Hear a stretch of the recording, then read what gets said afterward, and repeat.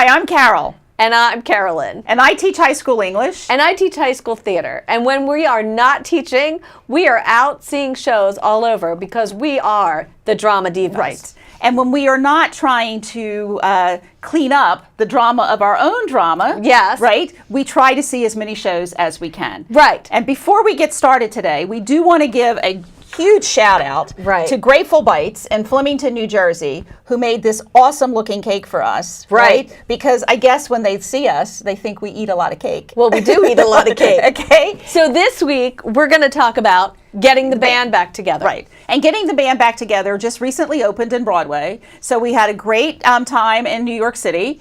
It is the story of Mitch, and Mitch is 40 years old, and his life is a disaster, right? And he has lost his job. He was a hedge fund manager, and the opening scene is this chart with, you know, everyone else, and their sales are going up, and it just says Mitch, and his is going down. So Mitch has to move back to Sayreville, New Jersey. Right, which is the home of John Bon Jovi. Right, and I did keep looking for John Bon Jovi. Well, John Bon Jovi didn't come that night. He did not. I was upset, but anyway. I bet he goes on the night the people from Sayreville are going. He probably goes on the night that I don't go. Okay. Okay. So, we were stalking him for a while. I know that. Okay. So Mitch has to move back in with his mother. And the mother is, Sharon, is played by Mary Lou Henner. Awesome. Who is awesome. And, you know, there were some young people sitting next to me who did not know who Mary Lou Henner was. Well, again, and we've seen quite a few shows this past year that are 70s and 80s. Correct. So, you know, they don't get the references. Well, and I tried to explain to them, because, you know, I talk to anybody. Right. I tried to explain to them who Mary Lou Henner was. And you know, she was on Taxi with all of these great, you know, stars. Judd Hirsch, Jeff Conway, Tony Danza, Danny DeVito, Christopher Lloyd, right? Like, and she was the only woman in that whole ensemble of characters.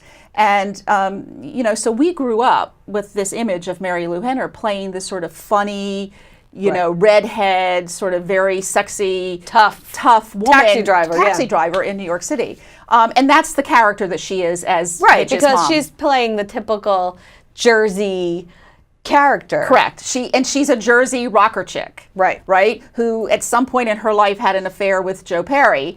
You know, and there's even a moment where Mitch is like, you know, is that my father? And she's like, no, you know, it's not. But, you know, and they even sing this song, What Would Joe Perry Do? What would Joe Perry do? Would he pump right out at the first sign of defeat? No, no, no. He'd tell the drummer to keep that beat. Whoa. Right? Which is probably one of the best numbers in the show that I thought. And you know, so the struggle becomes, you know, Mitch is reintroduced to his high school, you know, love interest, who is the love of his life, and who she now has a teenage daughter who is, you know, sort of this goth kind of angry girl. And, you know, her now boyfriend is Mitch's longtime arch nemesis, because they were the, you know, competition of the battle of the bands. There are these 40-year-old men who are still, you know, reliving high school days. Well, but that's, you know, that's the way of the, I know, you know, having a band. I hung out with guys who had bands. I went to the clubs and, you know, listened to the local bands, and so they're still playing. We just went to see John Eddie. John Eddie is a Philly, South Jersey, kind of guy, and we went to see him not too long ago. Right, and he just played Hard Rock. Yeah. So he's still, you know, you're right. I mean, it's that sort of. But he's still pretty good. He's not Mitch playing in the garage. No. The idea, you know, of these 40-year-old guys playing in a garage, and you know, they're still sort of this sort of competition. And you see Tignan, who is the arch nemesis, and he is, you know, he's the one who's sort of trapped in time. All the other guys, so it's Sully is one of the guys in the band. He's the cop who doesn't want to be a cop. He wants to be a Broadway star. Right. And there's, you know, Robbie Patel, who is this Indian doctor because that's what his parents wanted him to be, and he's now getting in this arranged marriage that he does not want to be in. And, you know, then there's Bart, who's sort of the crazy kid next door who, you know, ends up having an affair with Mitch's mom, and he sings this song, you know, to Mitch. He's got to break the news that and he sings this song, you know, I slept with your mother, that it wasn't that funny to me, but to everybody else around me, it seemed like it was pretty funny. It's like those movies, like we talked about, American Pie. It's right. like those kind of movies of the, you know, late 80s, early 90s that, I don't know when American Pie came out, but It was around that time. 90s, yeah, those teen movies, because the teen movies today are very different. Yeah, they're dark. Yeah, and yeah. they were, the teen movies from our youth were fun. Like, and that's what this is. Right, This is sort of a stage adaptation of those kinds of movies, and it has some really great moments, right? So the premise of the show, it was developed through improvisation, right, and you see that as it's unraveling, because there are these moments that kind of just go along, and then there's this really great moments that happen, right, and so they develop over the... This actually premiered in Jersey at the George Street Playhouse in 2013. So it's been around a little while. Well, but not as long. It didn't take as long as some other shows to get to Broadway. Right. So, but you know, I can see like a New York audience, a New Jersey audience, wanting to sit and like be like, hey, I lived that life. Right. Well, you know? I was sitting there watching it, and there's this scene, and all the sets are done like as cartoon cutouts, right? Which I liked a lot, right? You know, because you have the reality of these, you know, the awful reality of these people's lives, because they're still trapped in time, sort of contrasted with these cartoons, which sort of made it funnier. And the license plates on all the cars were like Jersey Girl, and I actually have a friend who has a plate that says Jersey Girl. Right, and our Mini Guido, or these things that were clearly New Jersey references, right? Well, it's the Sayreville. I mean, we go back to that. That's John Bon Jovi's hometown, and I think most people who are Bon Jovi fans know that. Right, and they also talked about, you know, that boy from Asbury Park, who we all know, you know, like, you know, and they talked about Bruce being on Broadway, and how, you know, how that just shatters all ideas of, you know, this, who they were, is these, they think they're these like real tough rockers, and the reality is they're like these middle class suburban kids, right? That's what they were, which made it pretty funny too. There were a couple really good standout performances. The one that for me was the best performance of the best, you know, scene in the whole play was they do this sort of dance parody, where they are dancing, they're making, you know, they're parodying Saturday Night Fever and Risky Business and Dirty Dancing, where they take him and they, you know, he jumps over and they carry him off the stage.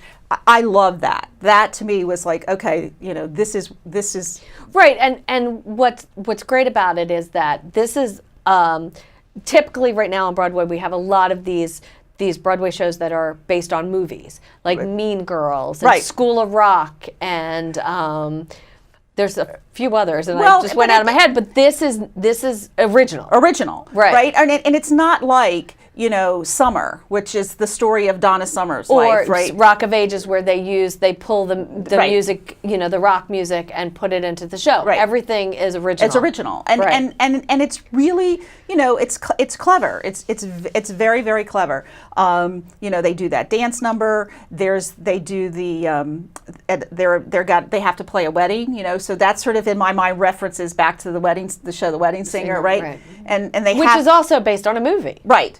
You know, in that same time period.